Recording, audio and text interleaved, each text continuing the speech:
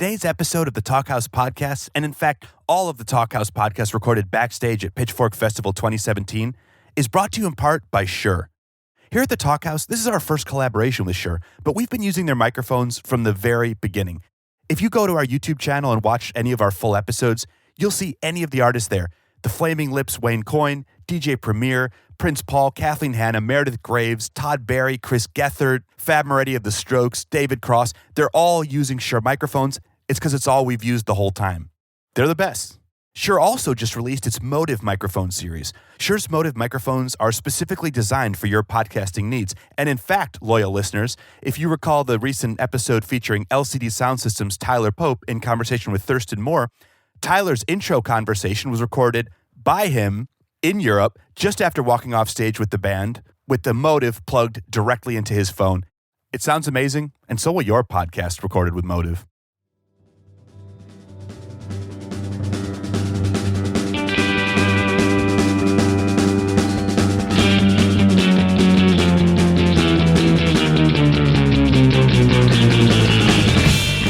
Hey, what's up? This is Elia Einhorn. Welcome to the Talkhouse Podcast. Today I'm joined by... Hi, I'm Amy Rose Spiegel, Talkhouse Music's editor-in-chief. Thanks for having me, Elia. Thank you for joining me. Today we have an episode recorded backstage at Pitchfork Music Festival 2017 featuring Katie Alice Greer and Daniele of Priests and Tyler Pope of LCD Soundsystem. This talk came together really quickly after I saw Priests perform as one of the first sets that I took in at Pitchfork. I was so blown away that when they came off stage, I didn't even give them a minute to catch their breath. It was a little bit rude.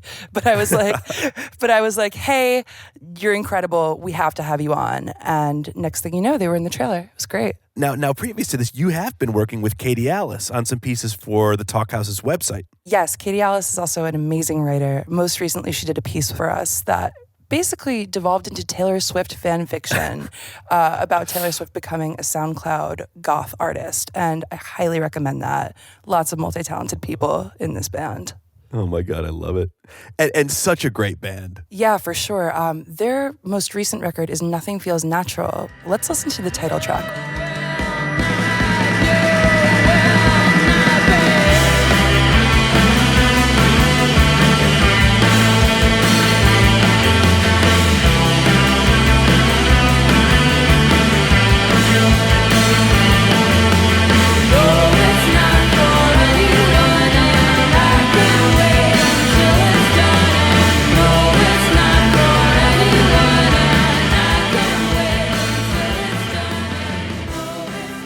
Amy Rose, I love this record. I love this band. I'm right there with you, absolutely. And part of what makes it so cool is that they actually put out this record themselves on their own label, which is called Sister Polygon.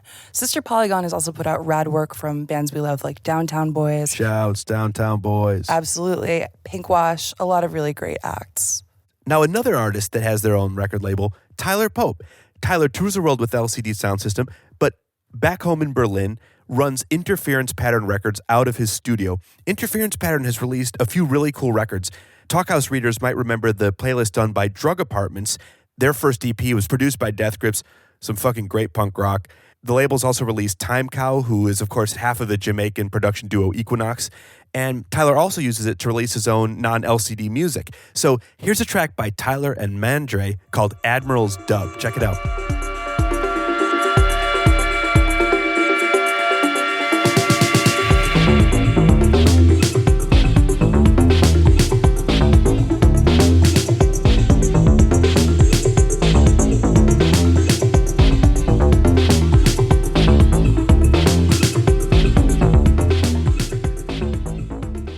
Yeah, that's awesome. And you can definitely hear how there's overlap with LCD, but it's very much its own thing. Now, Tyler came to huge prominence in LCD, but before that, he played in a couple other bands.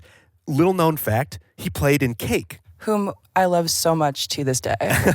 He played in Cake. He went on to form Chick Chick Chick, where he really made his name. And then very early on, when James Murphy was putting the live version of LCD Soundsystem together, he called his buddy Tyler Pope up, and he's been in the band ever since. Now, I want to give huge shouts to LCD Soundsystem for hitting #1 in the fucking American charts with their new album, American Dream. Let's check out the track Change Your Mind featuring Tyler Pope. I ain't seen anyone for days.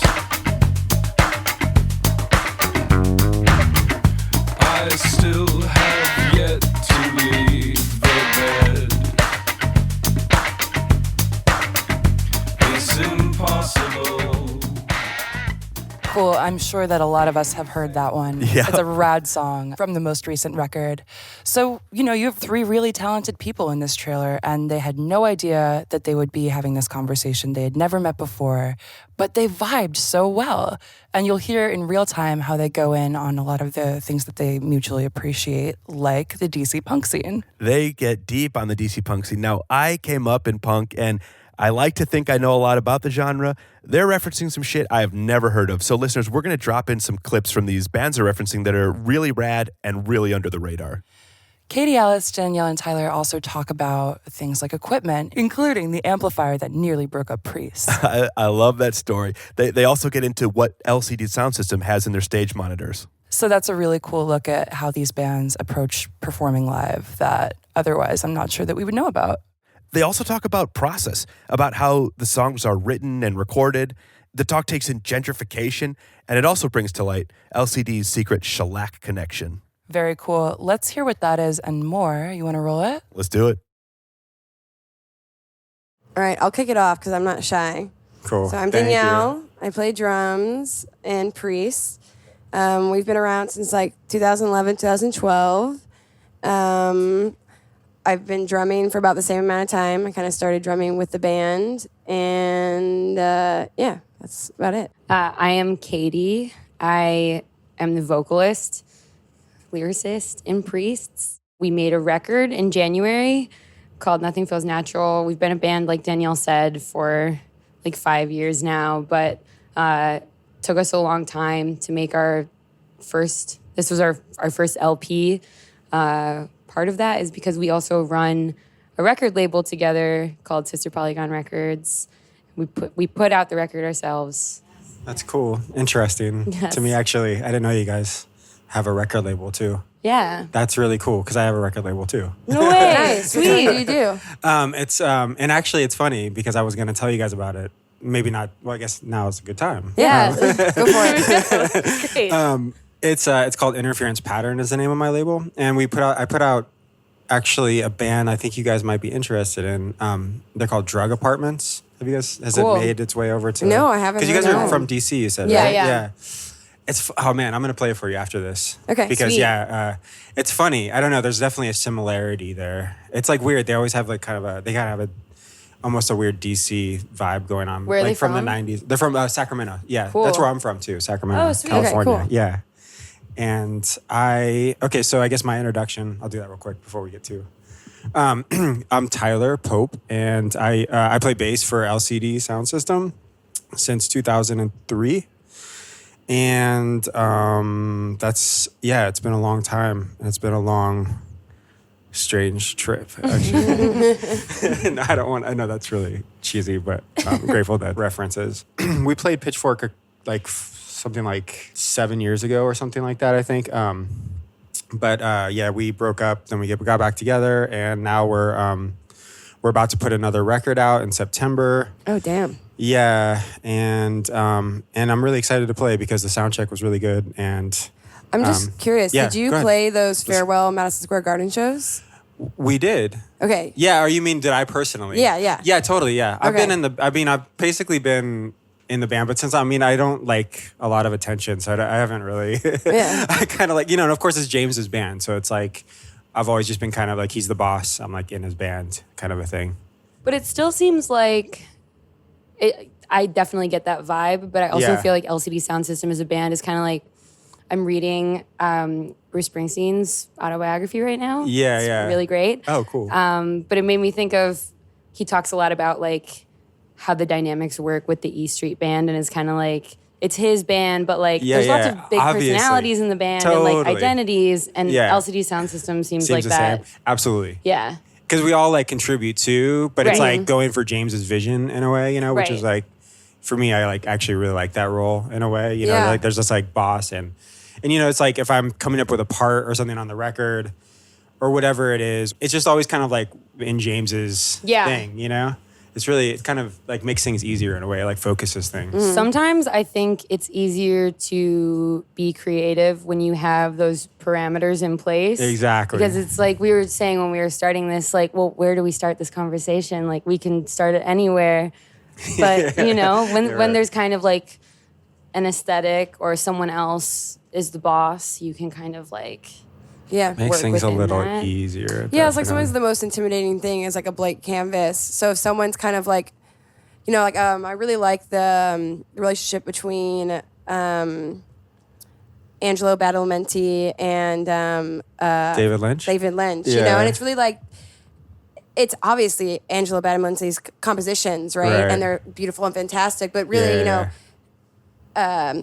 God, I can't believe I keep forgetting his name. I can believe it. This is a very funny thing about Danielle. I can't She's remember like proper so nouns. so smart, but she cannot remember proper nouns, and like the things David that Lynch, she'll okay. confuse them for are so funny. But I love, you know, there's videos of them working together. Yeah, yeah, And I exactly, love right. how David Lynch is like, no!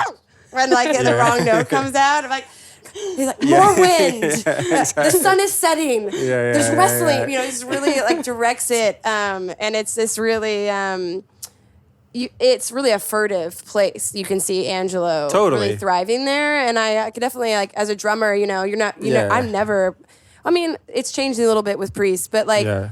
traditionally I've never been like, I'm not playing notes. I'm not, you know, doing that kind of thing. So it's really about like time, you know, I have to capture the mood of these antagonistic melodies and kind of draw things in together. But I find that really creatively like fulfilling and fun. Yeah, totally. I've been in lots of bands through the years, like tons of other bands. Like I was in this band Chick Chick Chick. It was like 3 exclamation Oh, yeah, of points. course. oh, cool. Yeah, and I mean, I was in that band for years and years, and I mean, just a lot of other bands, like punk bands too, and it's always been this like very democratic situation, you know, and it's hard. I mean, I don't know what I don't want to like bring up any weird stuff. No, it's okay. Like You know what I mean? that But, like, is- but yeah, no, you know, it can be rough though. You know what I mean? Because it's like really in the rough. end, it's just fucking. It can be so counterproductive sometimes. You know what I mean?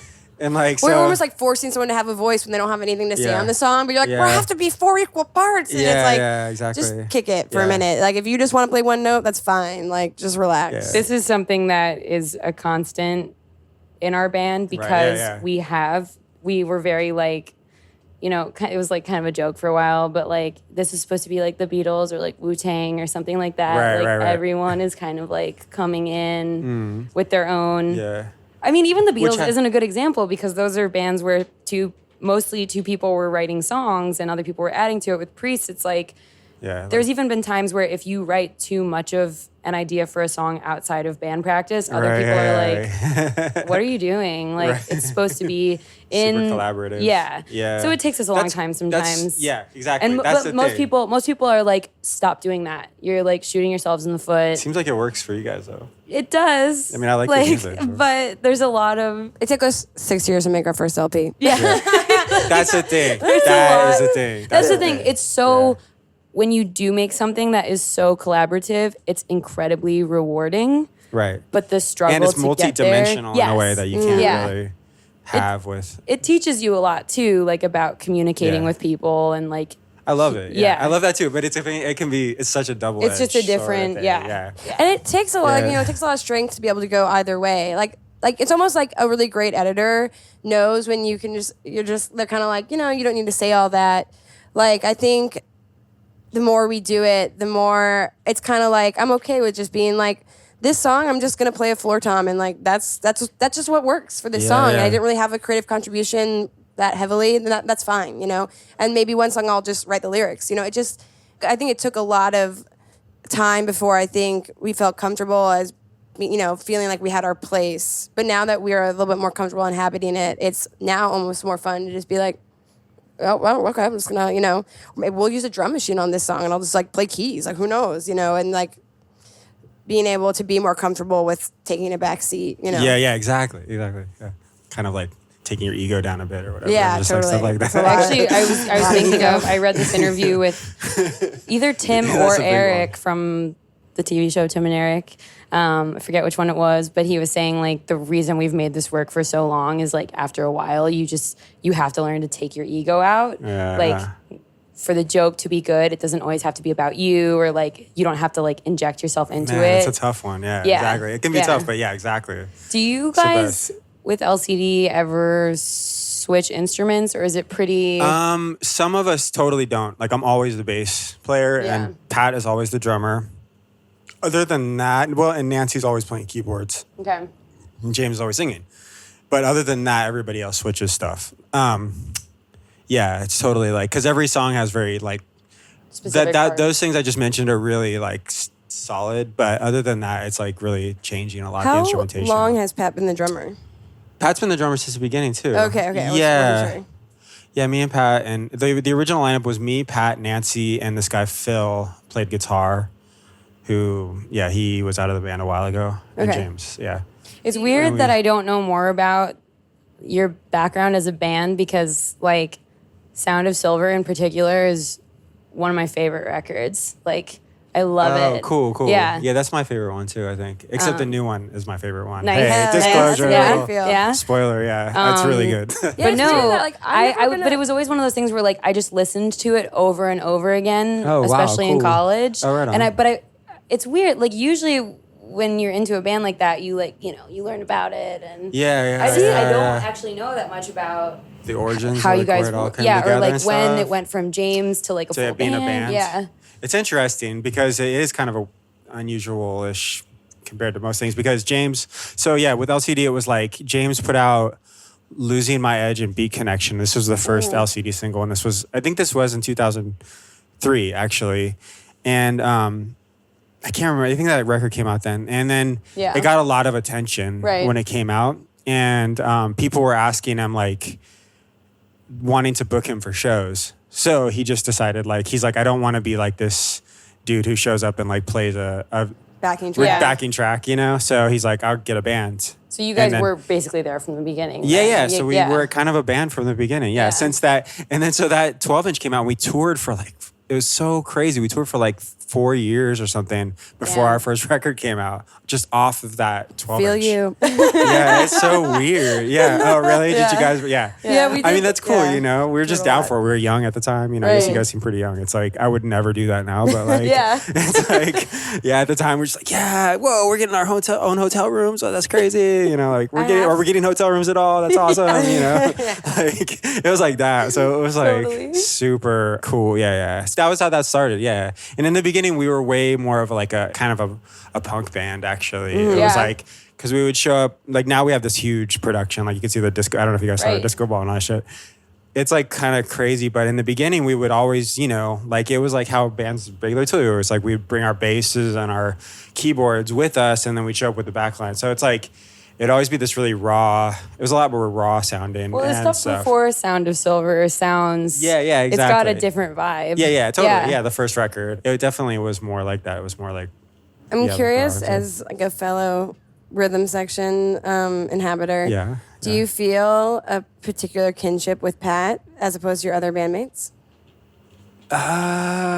Yeah, maybe. Yeah, actually. Okay. Well, I'm just I thinking, think like- about it. Yeah, Oh, right. yeah. Like when we're hanging, like we like kind of have this like special understanding or something like that, or Or kinship, like it's easiest for me sometimes to like get a ball rolling creatively with Taylor because it's so easy to play drums and Right. bass together. Yeah, exactly. I don't know. It's hard to say, Yeah, I'm just curious. but there is something kind of like that, you know, like we're only experiencing during the show, which is like really fucking playing off each other. You know what Yeah. I mean? What That do you everybody ask- else. I mean, everybody else is playing off each other in a way, but like me and Pat are like really. Okay, another weird nerdy question. What do you ask for in your monitor? Oh shit. I'm super easy. I'm like, James makes fun of me because I'm so easy. It's just like, because I only get like a little bit of guitar sometimes or Yeah, something no, I like feel that. And then like maybe if it's a big stage, I'll get the kick and the snare drum even, which is kind of nuts, but still, you know what I mean? Just Yeah, to make no, sure yeah, that yeah. but you know, he's like, everybody else in the band is like painstaking about their, what they get in their monitors and like making it sound right. And I'm just like, okay, you know, like and James is always just like, you know, like the guy, I don't know. Anyways. I'm kind of like that actually. That's really I'm like the one fun. who's just like, I'm like, put a lot of kick in the bass. That's all. Yeah, Yeah. I feel like that's good. I feel like that's from like years of just not, you know. I mean, it's different too, being the bass player or the drummer, of course. Yeah. I don't know. I've just been doing it. I'm just like played in such wonky, weird situations. That's I'm the thing just too. like, Yeah, you don't like take monitors for like, or you almost do take monitors for granted if you've had to play so many places with shitty or no monitors. You're just kind of Yeah. like, well, I kind of know how to do this anyway. Yeah. So There's a really funny like Cold War that happens a lot of times between our bass player and guitarist when we're sound checking. Where like our guitarist has a great amp that only sounds good if it's very loud, and it's always too loud. It is always too loud on stage. Yeah, totally. The sound person will always ask him to turn it down. He finally got this attenuator that like it can go very low without. I just found out about those too. Those are dope. It's changed our world. Yeah, Like, usually if I think you that's a turn new that thing and they've the just snort introduced. machine is like giving Priest It's like changed 5 the years game. more life as a band. Yeah, so I usually promise. if you turn a guitar amp down too low, it really Doesn't fucks with break the up. tone, Yeah. and he gets very upset. And I understand. But our bass player will always ask, that it be turned down, or like eventually he'll be like, "Yeah, I don't need the guitar in the monitor," and like the guitarist will take it like really Super personal. personally, like, I don't "Why know what don't you it want is. me here?" It's like really funny. I don't know why that's like such a personal affront to guitar players, but it always is. It's always It just always like, is. I am turned down. I turned down already, like whatever. Like they always get so like It's so touchy funny. about it. You know what I mean? You have to be like, dude, is it cool? You can just- Yeah, just down a little Yeah. bit. Right. Everybody, I don't know. It's funny. It's always like this personal attack. But anyways, that's Do you feel like your songwriting process as a band now is any different than in the past, or is it like, has it been a pretty constant thing over time? It's pretty much constant thing because, it's James. James is like the main songwriter. So it basically, when we go into the studio with him, he has like an idea, and then we'll just sort of try to, like he'll hum a bass like idea to me, like roughly, or like we'll listen to something even, whatever. And it's pretty much the same. And then like we get the instrument, like the record's always done instrumentally before the vocals. Like, yeah, usually it's like, I guess it's kind of like unusual or different. It's like LCD records are always instrumentally finished. Basically Like before the before vocals. he even has Before he lyrics? does the vocals. I don't know about that. I think before he has a total solid idea of like what the lyrics will be. That's so interesting. Yeah, it's always the instrumental. So basically, like for months, we'll just be hearing, have heard like the instrumental version of the record. Wow. Yeah, and it's always like amazing to me. I mean, vocals do that where they like really psychologically does something, like when you hear a song and then it has vocals and it just really it changes so much, like after he puts his vocals or whatever, of course, but it's really weird. It's already really striking to me always, like how different the songs become after he does it. But yeah, they're always instrumentals first. Totally. Yeah. Well, a lot of times I think musically you could really get one emotion or vibe or something from the music, and then when the lyrics come in and it's about something totally different, or like exactly. Yeah, I wouldn't have guessed. Or it's like, I guess it's like kind of like that. You're just like, oh, I wouldn't have guessed that he would have made that little hook that way or something. We've I like that. with our last record, like Danielle and Taylor were really kind of like vibing off each other and like in a really good place and just like writing a lot of stuff and wrote a lot of parts that like it took Gideon and I much longer to write parts to. Okay. And like I think there's a lot of kind of like clashing overdid it. emotions because of it Yeah, on okay, certain right. songs. Right. Yeah, Yeah. it's cool. It's not something I would have thought of before that happened, but yeah. That's cool. So I wanted to ask you guys are still living in DC? Yeah. Mm-hmm. Okay, so do you guys know much about, you guys must be pretty tuned into like stuff that was going on there in the 90s and stuff? Yes. Oh, cool. Because that was like kind of a lot of my time. Like, sweet. Being on tour and like the Cranium. You guys know the Cranium? Fuck Like yeah. those guys. And then another band that I just heard recently that I hadn't heard is this band called Meltdown. Have you heard that? You know Meltdown? Yeah, I love. I made my love own Meltdown. meltdown shirt. I made my own meltdown That's shirt so cool. for one of I our just first heard them US recently, Yeah. man. I was blown away. Oh my God. No. I know For anyone- Raquel and I know.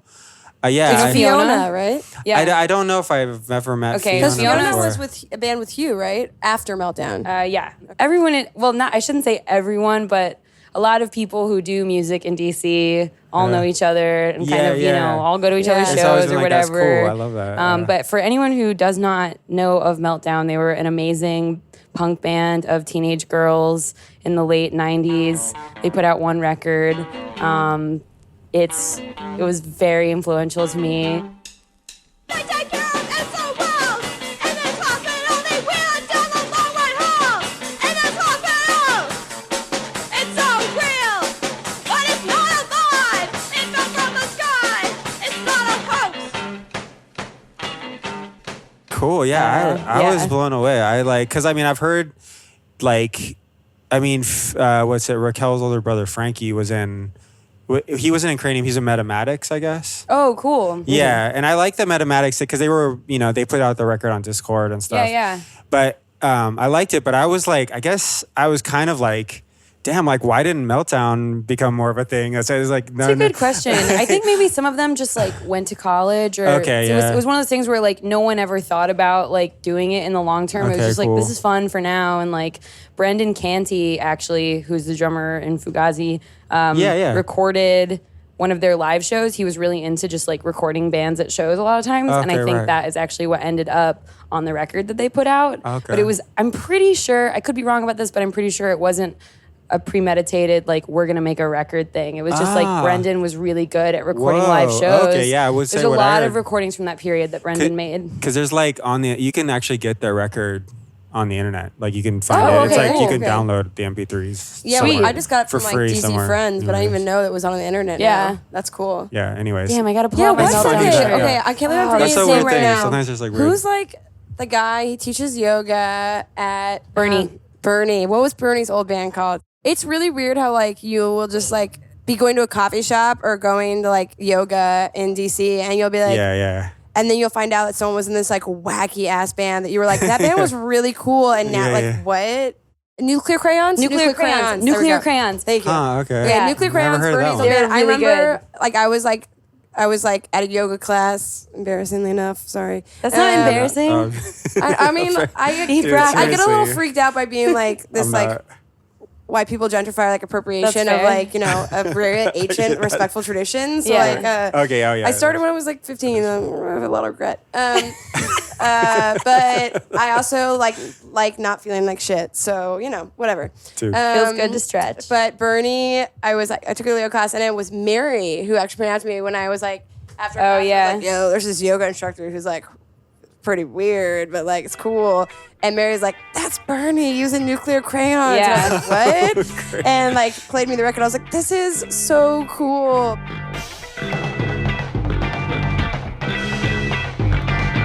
My vultures and hags, gathering dust.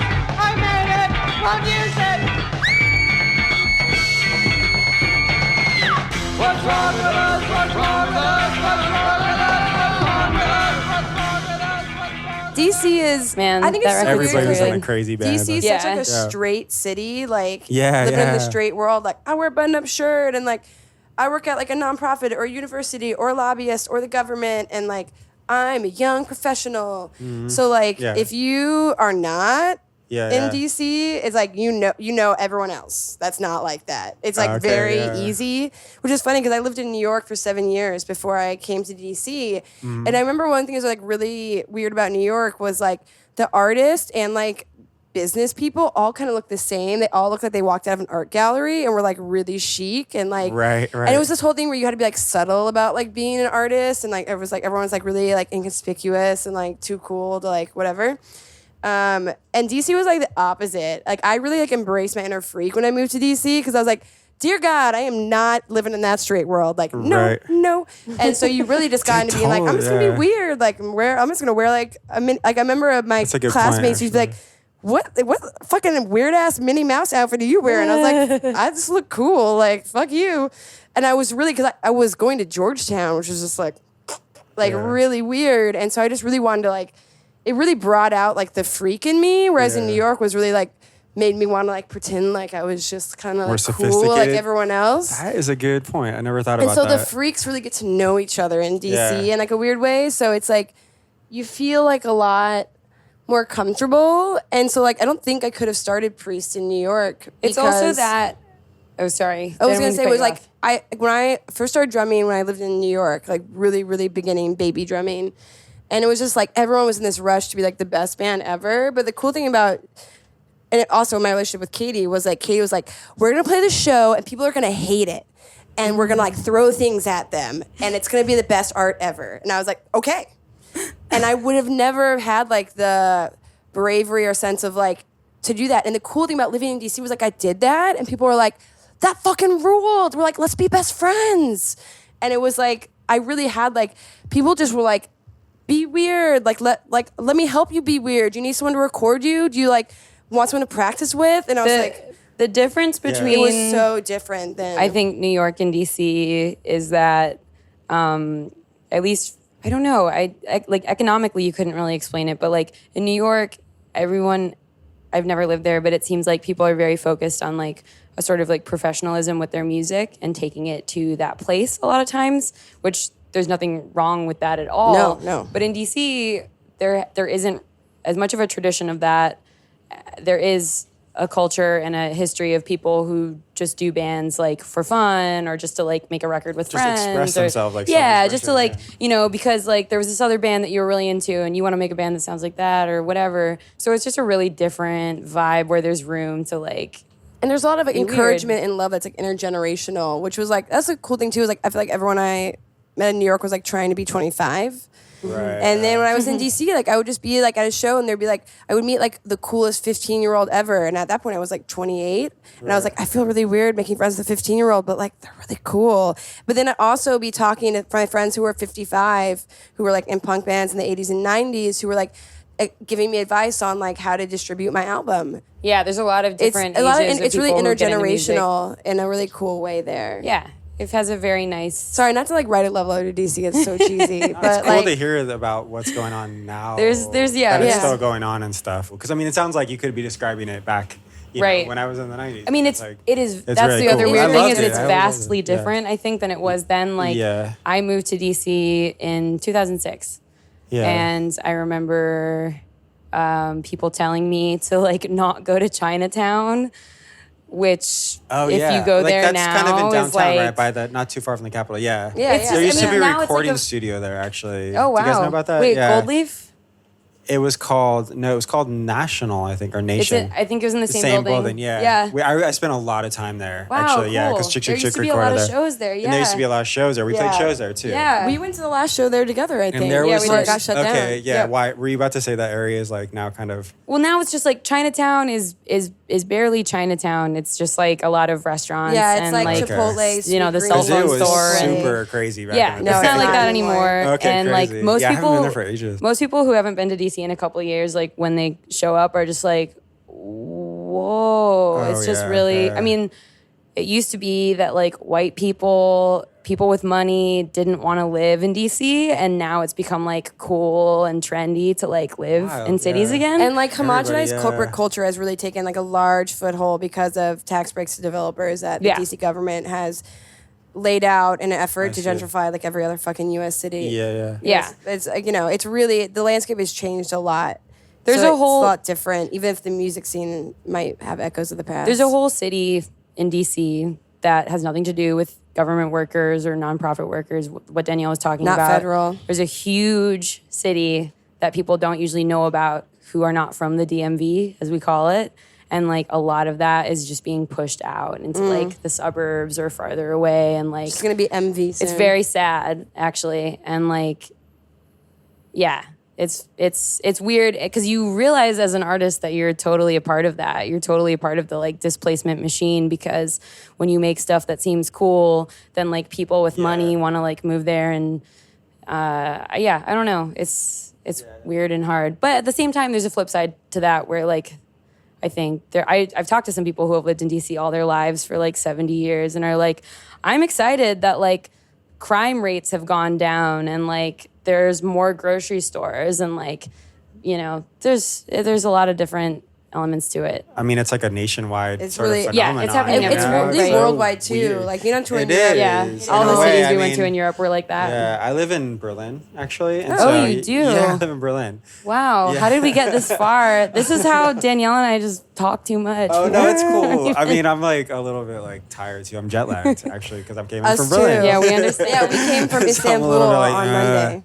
I came in, like 3 days ago, like right before the Ottawa show. I came here, so I'm still a little Oh, bit wow. like, Yeah, I'm like we're constantly We're probably jet-lagged, on the but- same page then, Oh, because okay, yeah, cool. And we we were flew there from for like 2 Istanbul months. to DC on Oh, Monday. no, wait, you guys played in Istanbul? No. No, because no. we had a 20-hour layover in an attempt to save money. Yeah, Berlin seems like it's really rapidly changing though too. Yeah. It is. And, you know, but I mean, people do complain about it a lot, the gentrification, but I'm just like bouncing in between Berlin and New York for, like I lived in New York from 99. So like I'm just like, you guys do not even know gentrification. Like, Right. What years were you in New York? So I moved there in the winter of 1999 into 2000. And then I moved like to Berlin 8 years ago almost. Because I was in New York from 2004 to 2011.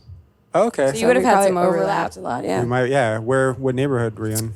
I did the classic. I was a freshman at NYU, so I lived on the side of Union Square for a year, and then I lived in Bay Ridge, Oh, crazy. and then Bushwick, and then Williamsburg. Once I got a landlord that embezzled money, and I got cheap rent, and I was there for I was in Williamsburg and Bushwick for the majority of my time. Oh, okay, cool. But it was cool, like that time when like the pool parties were going on, just starting, and oh my god, I can't believe I'm going to forget the choreographer. Oh yeah. You that mean did the piece. Williamsburg at the pool in Yeah. Before it got rebuilt and everything. Yeah, exactly. Yeah. So, but it's really crazy because I feel like I was like in the middle of like the worst gentrification that ever happened in history, almost like in a weird right? way. Probably like, unprecedented. That's what I'm saying. I feel like it's like if unprecedented. you see that, you're just like, and I hear, and then when people in DC see it, I'm like, you don't even know how bad it can get. But I'm also like, please don't let it happen here. Like, it's really a weird feeling. It is. And I feel the same way. I'm like, but then if you ask people, I guess, supposedly New York's gone through a lot of like waves of gentrification. You know? Yeah, like people everyone says that. Right? But like, yeah. So I just can't believe, I mean, it's so insane to me the way that Williamsburg looks now. So wait, you compared moved away in 2009. Yeah, I guess so. Yeah, like right when LCD started our last tour before our breakup. So like the This Is Happening tour, I guess. Like I put all my stuff like with the gear that went to Europe, and like that's how I moved. So it was whenever that was. I guess it was 2009 probably. And so are you like so weirded out when you go back now? Yes. Okay. Yes. I'm not saying 'cause, like, it's I like a feel weird dystopian. Like then Donald Trump was president. It's like this weird dystopian feeling, you know? Yeah. Can I shift gears for a moment? Oh yeah, we should talk about record labels. Yeah. No, go ahead. I was Yeah. going to actually ask just about like a music question. Sure. So are you a bass player like by identity, like this is my instrument, or are you a multi-instrumentalist or like? Yeah, actually, that's a good question because I feel like it's definitely was my most natural feeling thing. Like, Did you start when you were young? Well, no, my dad had a drum set. Like my dad was a drummer-ish Okay. kind of. He wasn't really serious about it. But he was serious enough to have a drum set up around the house. And so I just kind of like started playing drums, and it was really fun. It was like strangely easy for me. I kind of like whatever, if I have like kind of a natural ability with music, it's definitely with like drums. And I could like play like that was kind of my thing. But the reason I wanted to actually start playing music was like Guns N' Roses was like my big Nice. like intro to fucking playing music and like Fuck why I yeah. wanted to be in a band. And so it was like the guitar, it's like I wanted to play the guitar. I wanted to like be like Slash or whatever. So I guess, but then it was like I found my way back to playing bass because of the rhythm thing. It's like that was Yeah. kind of my natural thing. You know what I mean? Like I was always ended up being more of a rhythm guitar player and stuff like that. So kind of always been drawn to that, like I play guitar too, but it's like if I play guitar, it's always like rhythm guitar. Like I really like disco, like chic kind of guitar and stuff like Yeah, Oh I my was gonna God, say, what are chic. your Number one. that. Yeah. give me some like, how do I phrase like a good question out of this? Like, can you name like 5 tracks where like the rhythm or like something is like inspires you? Yeah, something that just really sticks in your totally be head, like, or what- yeah. Oh man, I don't even know. Like you mean like bass players or something? Like not even bass particular- players, just like, I really like okay, so like or even like reference points for. I know that's actually probably less your thing though, because it's James's band. Like, yeah. Well, just like maybe reference points for how you play, even. how I play. Yeah. Okay, yeah, totally. That would be like just any like Salsoul kind of disco records. Cool. Yeah, definitely. Like, cause I play with a pick too. Like I play with Yeah. a guitar pick, Okay. so it's kind of like. Big ups to that. Yeah, totally. And I feel like the guy from Salsoul, I don't know if he was playing with his fingers. I mean, it was probably different people, but a lot of times it has like a real mid-rangey sort of thing going on too with the bass. Okay. Taking it up. Yeah. Yeah, it's not like smooth. It's like kind of growly. And like that's kind of like where the LCD like sort of bass sounds. Yeah. I feel like we kind of have that like going on. And I I mean, I was just always like really into like a lot of like soul music and stuff like that, and just really like, I don't know, yeah, just Like any certain labels or cities or periods? more, yeah, just like probably with what like the way I play with LCD is probably like New York style, like a lot of like New York disco, like kind of like underground sort of like Paradise Garage style disco Sweet. stuff. Yeah. Yeah, totally. Cool. I would I say like stuff like that. That makes I would sense. say like Yeah. with the sound of the bass that I got going on. But the strange thing is though, I came to the sound of the bass, the rig that I use with LCD and the bass that I use. Actually, it sounds like the perfect disco to me bass tone. But actually, the rig and where we got the idea was from Shellac, like that band Shellac. Okay. Oh, yeah. Which is kind of such a different weird thing. that have, it kind like, of was the- like disco by way of like just like fucking like, you know, super Rock, like mid-rangey yeah. kind of like thing. Yeah, but That's I don't know. It's interesting. weird. I don't Do you know. do you play It's a with weird thing. It's with just a nice- pedals or? Yeah, I mean most of the time it's without, but like occasionally on songs I have a reverb and envelope filter on some. It's like Okay. womp, womp, womp, like the kind of like. But it's mostly just dry, like regular Disco. bass sound. Yeah, it's totally disco. that makes just sense, yeah. That makes sense. Just That's thumpy, cool. like really like tight in the pocket. And then Sweet. like sometimes I don't know. Yeah, you know, like we play like more rockin' songs too. I mean, people sometimes compare my bass to like the Stranglers, I guess. Like there's or like you know Oh, there's like this interesting. there's this English post punk Yeah. sort of bass sound Yeah. too. That's like you know, and it kind of has like Well, they yeah got like the pick scratch a Shellac or lot. Jesus. That's like big and yeah, that English you know, like that post-punk, so, yeah. like always playing downstrokes kind of thing. Well, that makes sense if you guys started off. Obviously, it started off as like one person's project, but you kind of started off with this more like rock Punky band, thing. punky vibe. Exactly. Yeah. Yeah, totally. Yeah. So and then those it's kind of like influences will be toning in that it. into like disco or something like that. Yeah. That's really cool. Tyler, it was great to meet you and talk to you. Yeah. You Thanks. guys too. Yeah, thank that you so was much. a lot. Yeah, that was super enjoyable. for Yeah. me. Yeah, I'm it was really very excited fun for for the set us. tonight. Thank Cool. you to the Talkhouse for And having if you us. see Pat, just let him know. Him and Kay from Metronomy were like two of my biggest drummers. Him and Lillian and Kay were like three of the drummers I think I listened to the most and was like Awesome. obsessed with as a young college student. Oh, totally. I'll tell him. Sweet. Thanks, y'all.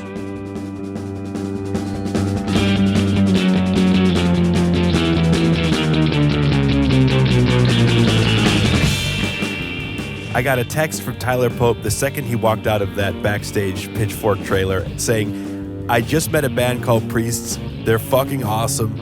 I think my band Drug Apartment should tour with them, and I got to stay in touch with them. So that's what we want here at the Talkhouse. Wait, that's so awesome because I got texts from Katie Alice and Danielle. Did you really? Yeah, while I was love still it. at the fest, and they said they had a great time, and I think they all really vibe. Oh, that's amazing.